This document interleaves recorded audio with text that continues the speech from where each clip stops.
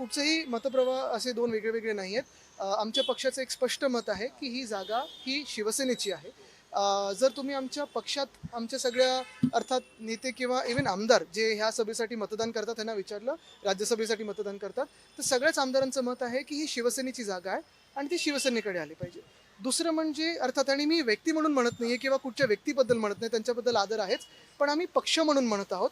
जर दोन पक्षांचा विचार केला तर आत्ता सध्या महाराष्ट्रात काय परिस्थिती आहे, कुठच्या युत्या आहेत, कुठच्या आघाड्या आहेत, ह्याच्यावर देखील थोडं लक्ष देणं गरजेचं आहे. कारण एका बाजूला विलिनीकरणाचा विषय सुरू आहे.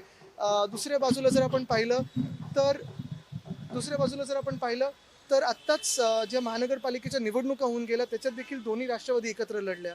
मुंबईत पण आपण जर पाहिलं तर राष्ट्रवादी एक जी होती ती आमच्यासोबत लढली, नंतर एकनाथ शिंदेंना त्यांनी पाठिंबा दिलेला आहे. आणि अशा सगळ्या परिस्थितीमध्ये आपल्याला आठवत असेल 2020 साली देखील अशीच एक विनंती आली होती आणि आम्ही आमची एक सीट ज्या प्रियंकाजी आहेत त्या राज्यसभेत गेल्या, पण दुसरी सीट जी होती ती राष्ट्रवादीला दिली होती. पण दुसऱ्या राऊंडला आपण पाहिलं असेल 2022ला संजय राऊतजी जिंकून आले, पण आमचे दुसरे जे होते संजय पवारजी ते त्या दिवशी पराभूत झाले.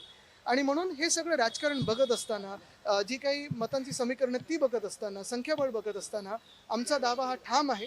आणि दुसरं म्हणजे ही जी काही चर्चा होईल ती अर्थात मातोश्रीवर होणं गरजेचं आहे. दुसरं म्हणजे काँग्रेसशी देखील चर्चा करणं गरजेचं आहे, कारण काँग्रेस देखील मित्रपक्ष आहे.